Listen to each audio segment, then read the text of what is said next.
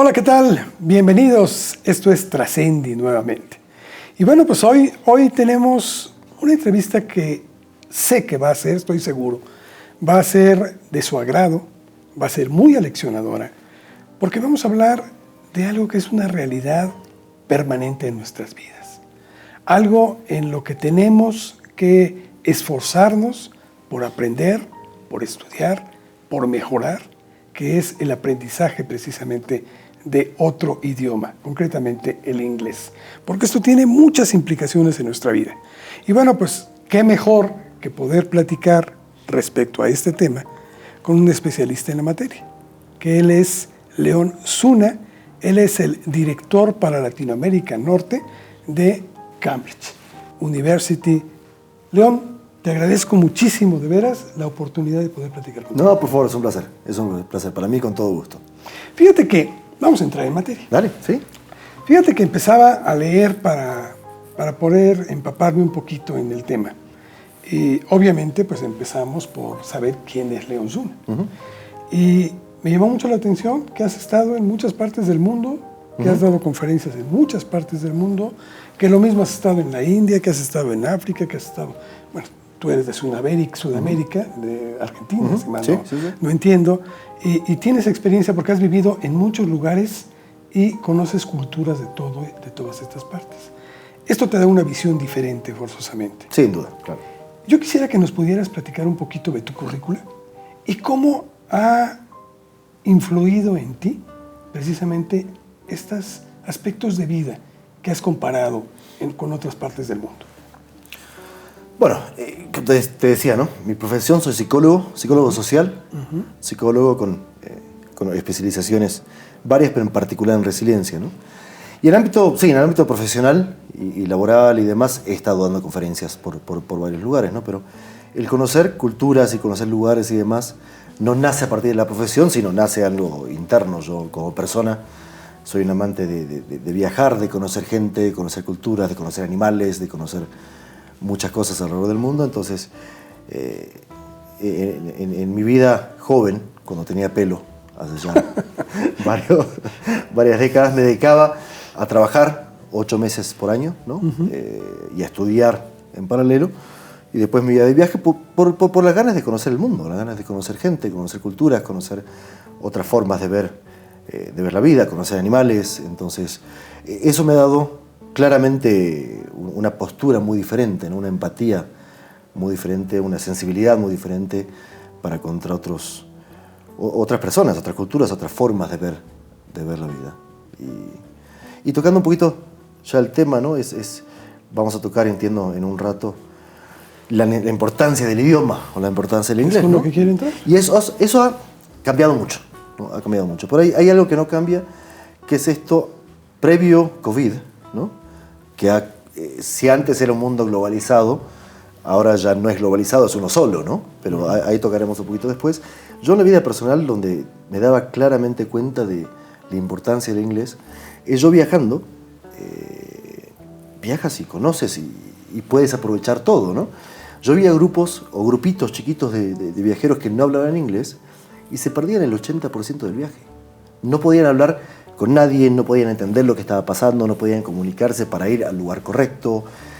Y era viajar y no poder comunicarte es lo mismo que ver un documental en el país de origen, ¿no? Se pierde mucho.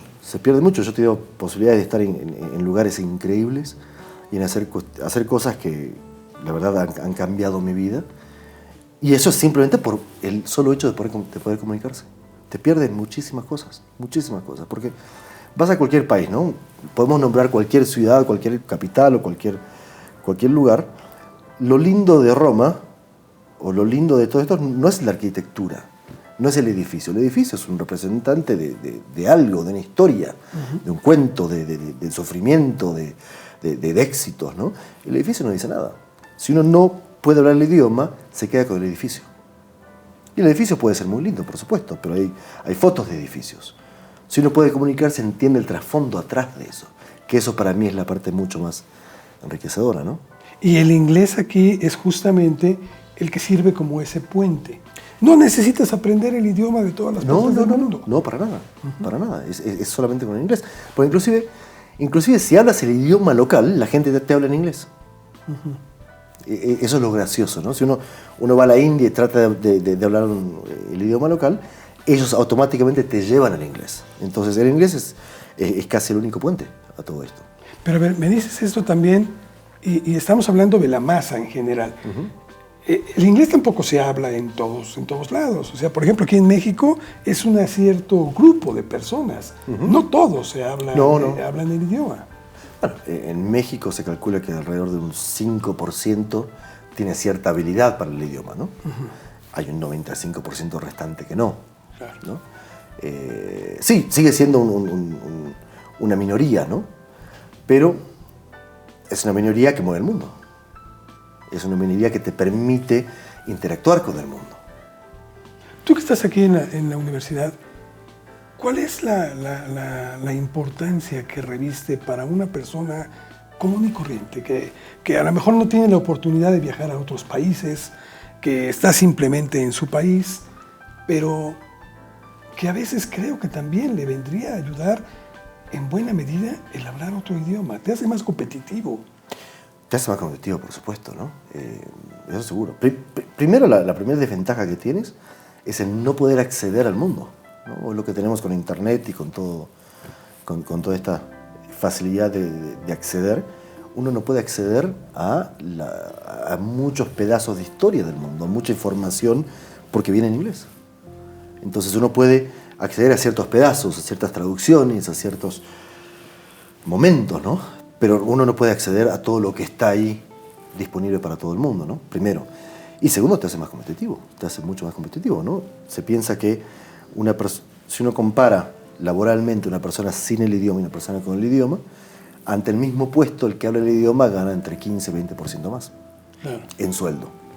En los niveles junior, ya niveles senior, el gap de sueldo entre una persona que sí lo habla o no habla puede llegar al 50%, al 60%. Porque esa persona tiene la capacidad de comunicarse por fuera de su ámbito, ¿no? Claro. Y hoy en un mundo globalizado, mira, fíjate que es gracioso, ¿no? Hasta hace 10 años, 15, 8, se pensaba que uno necesitaba inglés para hablar con un angloparlante. Fíjate que el inglés que más se habla más inglés en el mundo entre no angloparlantes que con angloparlantes.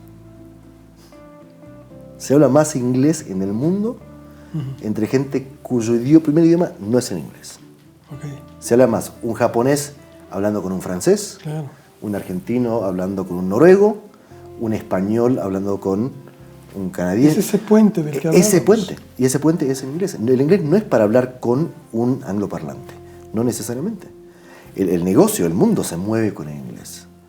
Entonces, por eso, inclusive, si uno mira tendencias de aprendizaje del idioma, ¿no? Hasta hace 10 años era, en toda currícula o en todo programa de inglés, el hecho de que se hable bien o que se pronuncie bien era un tema importante, un tema casi nodal en todos los programas, ¿no? Fíjate que eso ha desaparecido. No ha desaparecido, sino esa importancia ha bajado, porque ahora estás hablando con otro que habla más o menos fluido que tú. Pero el tema no es que hables fluido, el tema es que puedas tener exitosamente, llevar a cabo el tópico de la reunión. En inglés es solamente un instrumento para un tópico, no es un fin en sí, ¿no? Entonces, pero se habla más inglés entre gente cuyo primer idioma no es el inglés que gente que sí lo tiene. Esa era una pregunta que te quería hacer más adelante, pero aprovecho porque la pones en la mesa y creo que es muy importante respecto a aquellos que hablan mal, hablan muy poco del inglés, y si realmente estas nuevas generaciones, que ahora para ellos es una herramienta fundamental, se están preocupando por especializarse, por mejorar su inglés, o simplemente se quedan conformes con lo que ya conocen. Pregunta difícil, ¿no? Pregunta difícil. En México en particular es como que llegamos a un nivel A1 y nos destacamos ahí. En algunos casos es un poquito, pero no hay mucho nivel de especialidad. No sé a qué se debe en particular, pero puede deberse a el concepto de good enough, ¿no?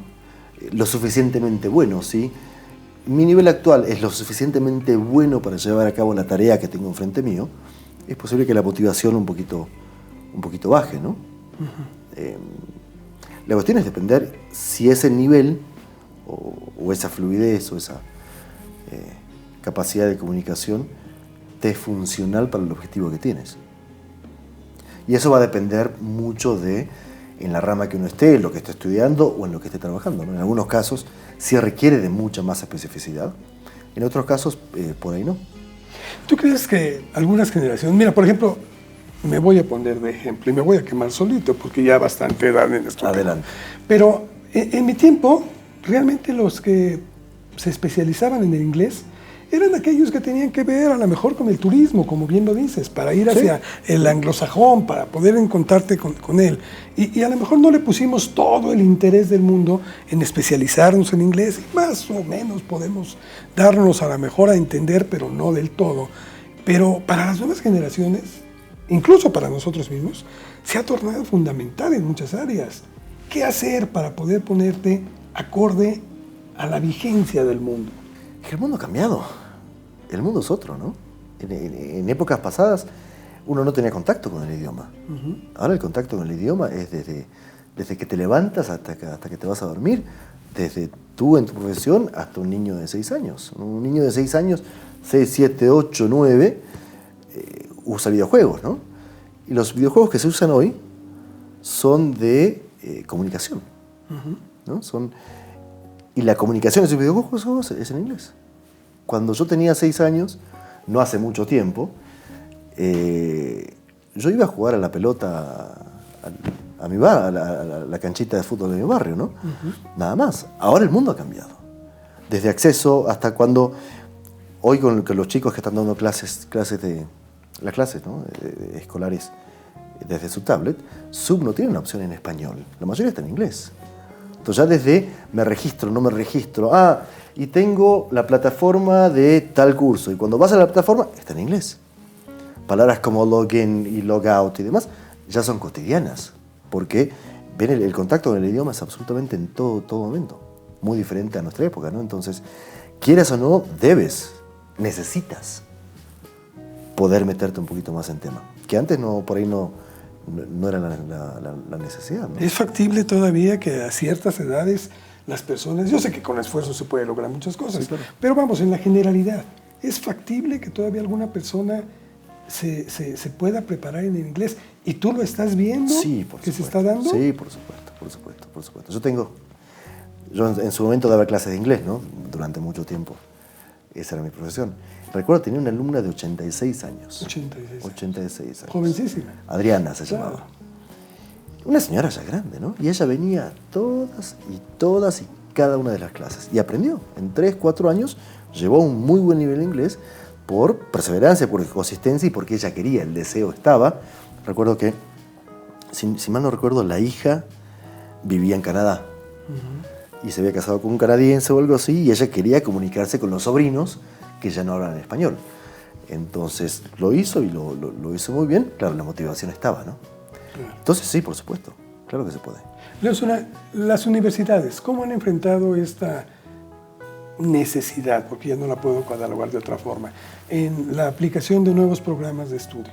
Mira, si hubiéramos tenido esta charla hace 5 meses sería muy diferente a tenerla ahora, ¿no? Pues nos pasó en el medio la pandemia que estamos viviendo, ¿no? Y la pandemia siento que ha acelerado muchos procesos que ya venían pasando, ¿no? Antes hablábamos de un mundo globalizado, ¿no? Donde estábamos cerca además. Hoy no hay ninguna duda.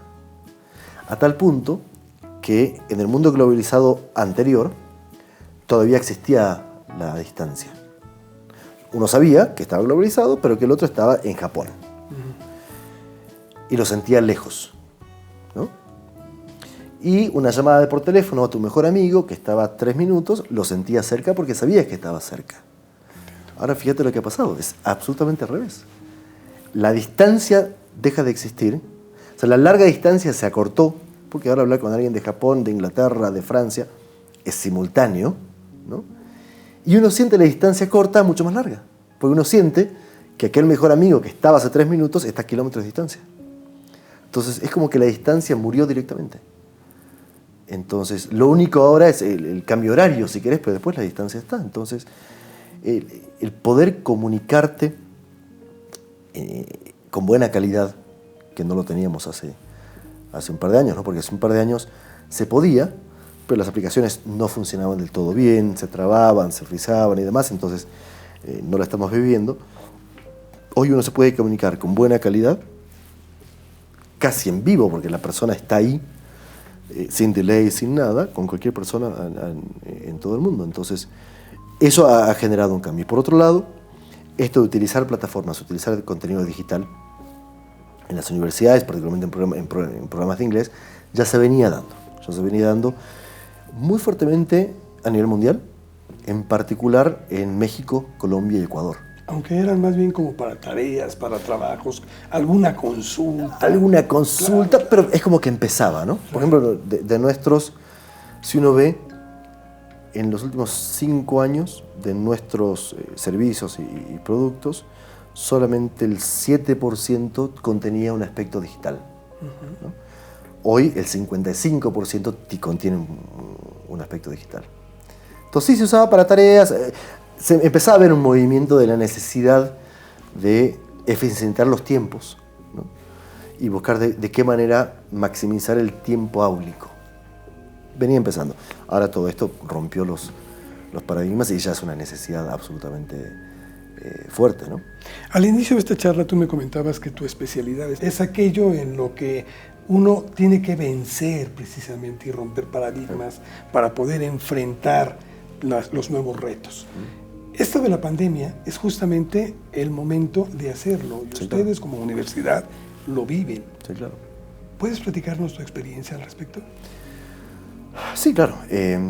Vos fíjate cómo la gente pasó. Nadie imaginaba que esto iba a durar más de un mes. Por supuesto. ¿No? O sea, siendo todos honestos, yo en mi cabeza, inclusive en mis reportes a Inglaterra y demás, yo le decía, tranquilo, no pasa nada. Vamos a tener un efecto de un mes y después volvemos. Mentira, ¿no? Eso no pasó. ¿Qué pasaba con la gente ese primer mes y medio? Todo el mundo estaba preocupado, ¿no? Estaba ansioso, no sabía cómo manejar. Uno de los mayores quiebres que produjo la pandemia es la separación de las 3 esferas de la vida de cada uno, ¿no? Trabajo separado de familia y separado de tiempo libre, ¿no? Que son las 3 esferas de la vida de todo ser humano, ¿no? Y la separación de esas 3 esferas siempre se concebió que es positivo, ¿no? Claro. Que uno debe poder interactuar en cada una de ellas por separado. Eso murió. Hoy trabajamos con la familia y nos divertimos en el mismo espacio durante un periodo de 5 meses. Entonces, eso genera mucha preocupación, mucho estrés en la gente. Y mucha gente no sabía cómo reaccionar. Entonces, o trabajaba de más, o trabajaba de menos, o trabajaba mal, o dedicaba más tiempo a la familia de lo que corresponde, si existe el concepto, o mucho menos. Había toda un área gris medio complicado que preocupaba a la gente. Había mucha gente, no sé si con depresión, eso podemos ver estudios, saber cuánto ha subido. Yo estoy seguro que se ha subido, pero sí una falta de certeza, ¿no? Pasó el mes, pasó los 2 meses y ahora ya todo el mundo se organizó. Ya sabe en qué momento hace una cosa, en qué momento hace otra, cómo ayudar al niño, cómo no ayudarlo. Los niños mismos, ¿no? Si uno veías, cuando empezamos a todo esto, no sabían qué hacer. Si le ponían mute al micrófono, si no le ponían, si se conectaban, si no conectaban, y necesitaban que el padre esté siempre al lado ayudando. Si ahora ves los niños 4 meses después, hasta se conectan solos. Y uno tiene que estar al lado por estar ahí, pero no te necesitan tanto. Y eso es el proceso, ¿no? De, ante una crisis, buscar la manera de superarla, ¿no? Buscar de qué manera supero esto y continúo y estoy más fortalecido o estoy un poquito mejor. Pero es un proceso de entender la crisis, aceptarla, vivirla, llorarla, disfrutarla al mismo tiempo y después rearmarse para hacer otra cosa, ¿no? Y eso lo estoy viendo en varios ámbitos de la vida. La gente ya se está acostumbrando a esta nueva realidad, que espero que no sea 100% como es hoy, porque somos seres humanos y nos gusta abrazarnos, tocarnos, reírnos y compartir juntos, ¿no? Pero sí estamos armándonos de nuevo. Y lo ves en los programas de inglés en las universidades, ¿no? Cuando pasó la pandemia, reaccionamos. ¿Cómo reaccionamos? Como podíamos, con lo que había, con lo que se podía.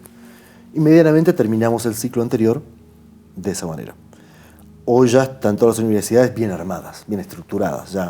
Ya no es respuesta a, sino ya lo armo a partir de todos los productos que contrato, la capacitación del personal, las herramientas que uso, ya tienen mucha otra forma, una forma mucho más sólida ahora de la que tenían en marzo y abril, ¿no? Bueno, es que no teníamos ni estábamos preparados los programas suficientes para poder llevarlo a través de la red. Claro. Eso era improvisar. Claro. ¿Crees que en este momento ya se pudo conquistar esa materia? Conquistar es una palabra muy fuerte, ¿no? Se puede responder de manera un poco más sólida. Uh-huh. Porque en ese tiempo hubo preguntas que nos hicimos, que por ahí en su momento no le hicimos, porque por premura de tiempo reaccionamos. Ahora una pregunta fundamental que muchas universidades se están haciendo es, ok, tengo que enseñar online. Bien, pero ¿qué hago? ¿Repito el mismo modelo? Uh-huh. Porque si repito el mismo modelo, no estoy cambiando nada, ¿no? Porque si al final del día el maestro va a estar haciendo en Zoom lo mismo que haría en el aula, claro, no hay ningún cambio, ¿no? Al hacer mucho cambio, muchos se están preguntando, ¿qué hago? ¿Por qué no maximizo el tiempo de contacto con el alumno? ¿No?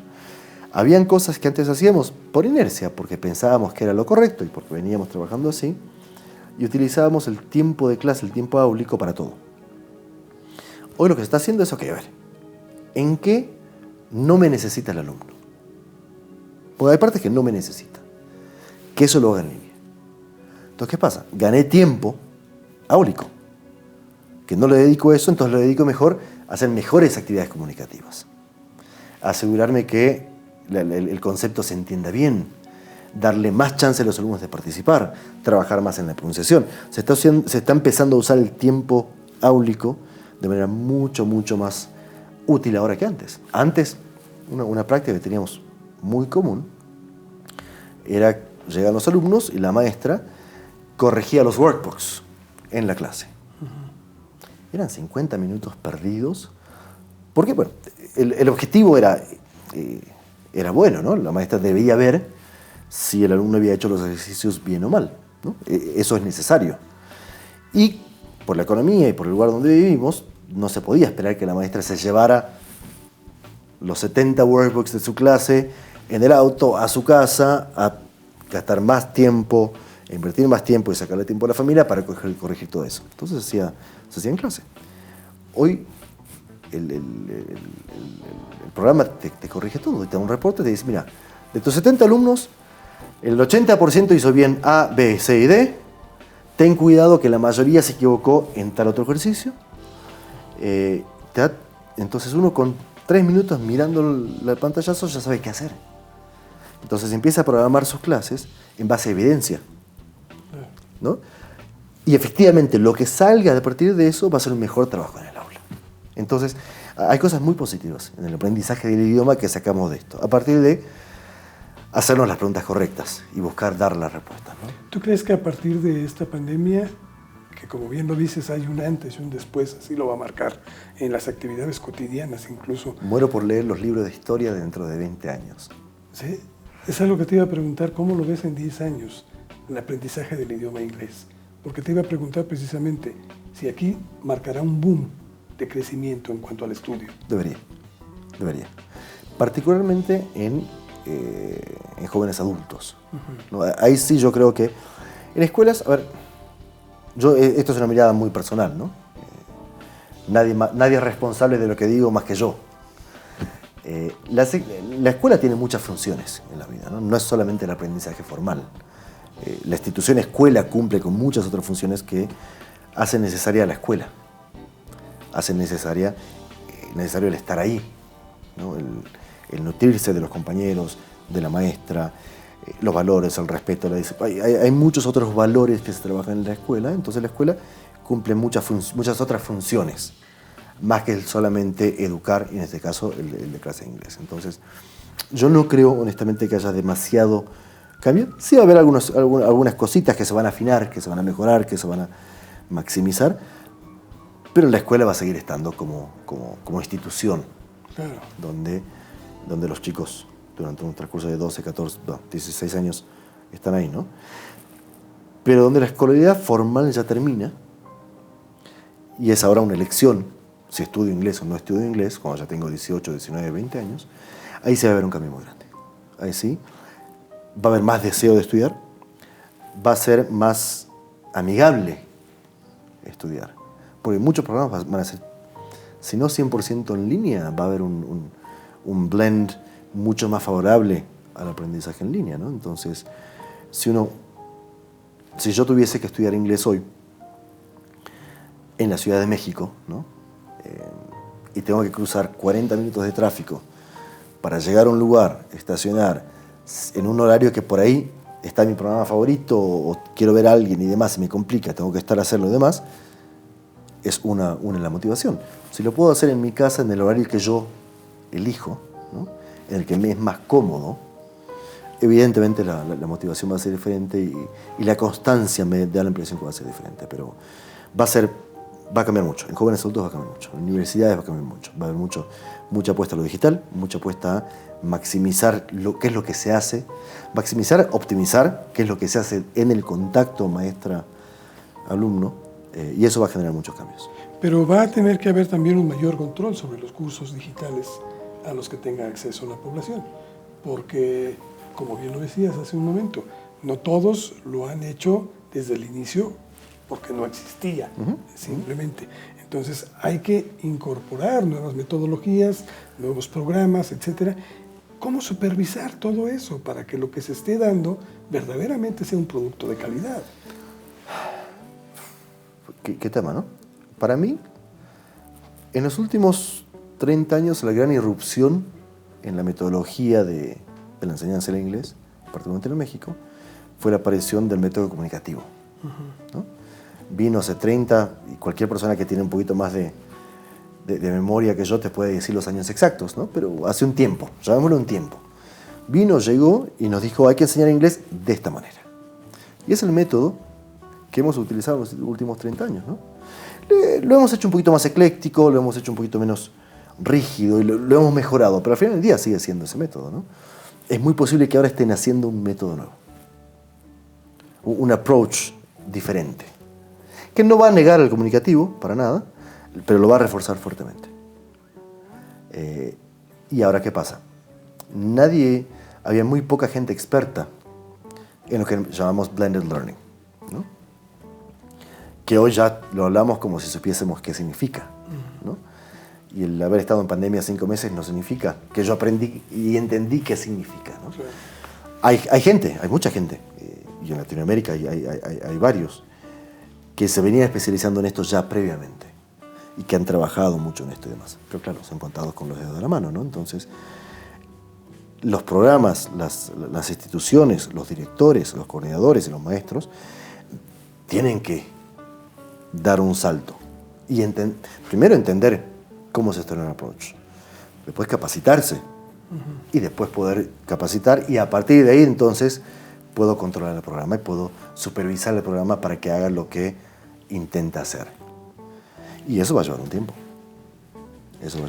Estos dispositivos, la tecnología ha crecido y sin duda ahora recibirá un impulso todavía mucho mayor. Seguro.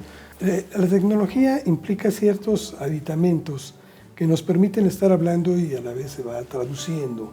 ¿Qué tanto puede venir a coadyuvar en este sentido para una comunicación más efectiva?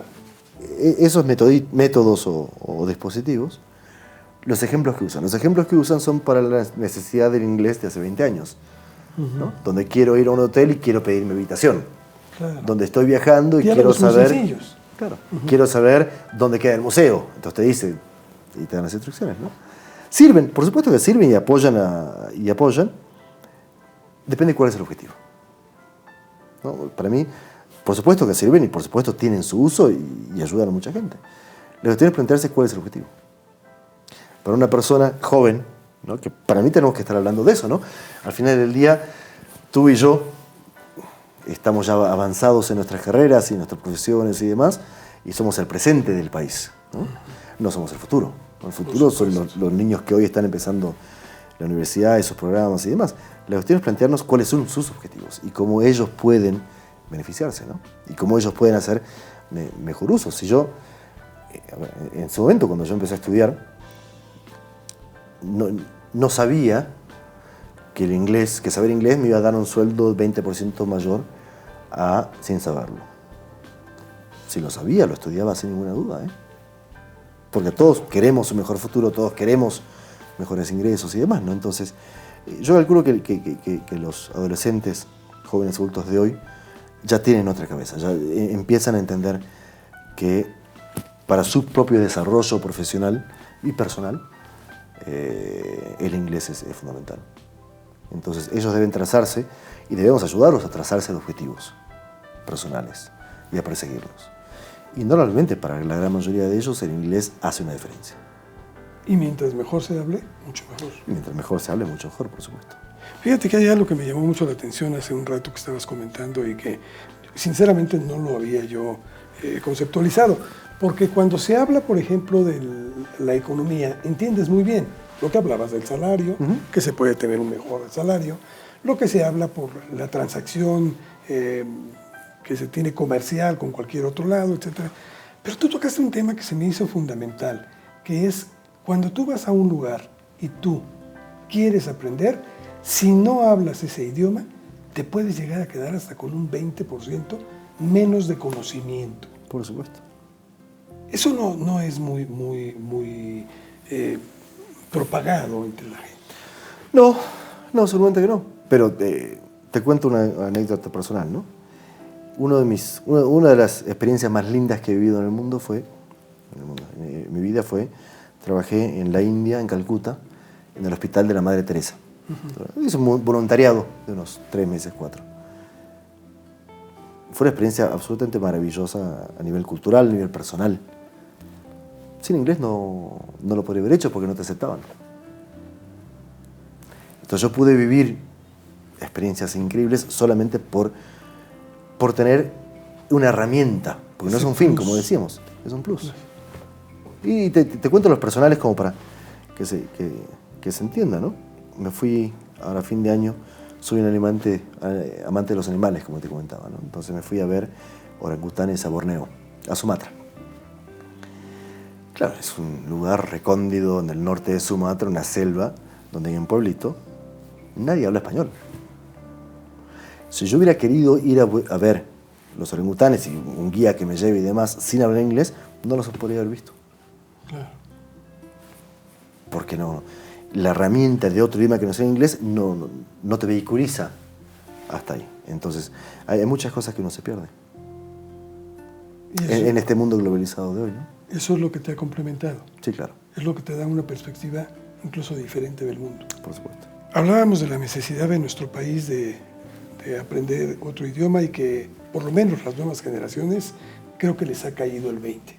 Sí. Lo tienen más que claro, porque además la necesidad los ha orillado a ello. Pero tú has estado en varias partes del mundo. ¿Es la misma conceptualización que se tiene en otros lugares para el hablar otro idioma, concretamente el inglés? Sí, en la gran mayor parte del mundo sí. Menos en los países angloparlantes, ¿no? Ellos sí se preocupan por aprender español o por aprender otros idiomas, pero no lo hacen por gusto, no por necesidad. ¿Pero verdaderamente hay ese gusto por aprender otro idioma? Sí, sí hay, mira. Sí hay. Yo tengo varios colegas hoy, que nosotros trabajamos localmente acá en Latinoamérica Norte, por supuesto, pero trabajando con Inglaterra muy de la mano, ¿no? Entonces, hay muchos ejemplos de muchos colegas que tienen que ver con nuestra región, o porque están a cargo de cierto producto, cierta línea de servicios o lo que sea, y interfieren o participan de nuestra estrategia local, ¿no? Y ellos, yo tengo 1, 2, 3, 5 que te puedo contar hoy, que por sus ganas de poder entendernos un poquito más han estudiado español. Pero por gusto, por buena onda, no porque lo necesiten, ¿no? Porque el inglés es el que domina nuestra relación, pero sí, pero lo hacen, te repito, por gusto, no por necesidad. Y en el resto de los países la necesidad está, y es muy clara, ¿no? En todos los países. El estudio del inglés ha sido fundamentalmente convertido en una necesidad ante la necesidad del intercambio económico fundamentalmente en el mundo entero. Hay una situación muy parecida que se empieza a llevar con otro país, que es China. ¿Crees que también esto se vaya a aplicar en algún futuro con la necesidad de hablar también ese idioma? Bueno, eso pasó hace 5 años, ¿no? Hace 5 años se dijo que eso iba a pasar y todas las universidades abrimos cursos de chino mandarín, ¿no? ¿Cuántos cursos sobreviven? Muy pocos. Muy pocos, muy pocos. Porque China misma habla inglés. Entonces, ¿qué puede pasar a futuro? No sé. Lo que sí sé, o lo que veo, es que se pensaba que eso podía darse. No, hace más, hace como 10 años fue todo esto, ¿no? Pero al final no se dio y inglés siguió siendo el idioma para la comunicación. ¿Qué puede pasar a futuro? Honestamente no sé, puede pasar, pero no hay una tendencia hoy claramente marcada que nos indique otra cosa. Entonces el consejo, lo que tenemos que abocarnos, y más nos lo enseñamos después de la pandemia, es que tenemos que, aún los que estamos en salida, tenemos que dedicarnos a estudiar el inglés. No es que no nos quede otra, es para nuestro beneficio. Sí, es que no es algo obligado. No es algo obligado, es ya nos nace. Nos nace, ¿no? Ya sea para conseguir un mejor trabajo, para conocer otro país, para conocer otras culturas, para interactuar ideas, para intercambiar ideas, ¿no? A nivel mundial. Ya, como te decía, es cómo interactúo yo con una persona de la India, con inglés. Claro. León, en Trascendi tenemos siempre una pregunta que es recurrente, que se refiere justamente al término trascender. Tomando en cuenta aquí esta visión, este mundo globalizado del que hemos hablado, esta necesidad de tener que aprender otro idioma, concretamente el inglés, para poder tener ese plus. ¿Para ti qué significa trascender a partir de esta necesidad que estamos teniendo? Dejar una huella, ¿no? Dejar una marca. No es suficiente tener una respuesta pasiva, una adaptación pasiva a lo que pasa, ¿no? Es una adaptación activa. Por más trillado que suene, es yo ser parte activa del cambio del mundo. No conformarme con dejar pasar los días y que pase la pandemia y que salga la vacuna y después vuelva a hacer lo mismo que hacía hace 6 meses. Es cómo yo soy otro a partir de, y cómo modifico mi entorno a partir de. Es uno de los placeres más grandes que tiene el ser humano, ¿no? Ser partícipe de cambio, ser partícipe de una mejora. Pero no es incluso ahora la responsabilidad más grande, porque trascender ya no nada más es en nuestro entorno, sino hacia una globalidad, es decir, hacia personas que a lo mejor no hablen ni siquiera nuestro idioma, y tenemos la obligación de aprender otro idioma para poder trascender también a ellos. Por supuesto. Y volviendo al tema que hablábamos, ¿no? El aprender el idioma no debe ser un fin. Es un medio. Para otra cosa. Para trascender, para generar cambio, para intercambiar ideas, para revolucionar formas de pensar, para tener otra mirada. El aprender inglés es solamente un medio que te va a permitir interactuar con el mundo de otra manera, ¿no? Entonces, Y actuar diferente. Y actuar diferente. ¿Qué te dejó esa visita con la Madre Teresa? Que el mundo se puede terminar muy rápido. Y uno trasciende a partir de lo que hizo, de lo que siente, ¿no? Soy una persona mucho más sensible a partir de eso de lo que era antes, seguro. Seguro. Muy bien. ¿Algo que desees agregarle? Muchas gracias por la invitación, es siempre un placer. Ha sido un privilegio estar contigo. Muchas gracias. Gracias. Pues muchas gracias. Esto fue Trascendi. Espero que también aprendamos la lección. Hay que aprender un idioma. Es no importante. Se vuelve vital. Hasta la próxima.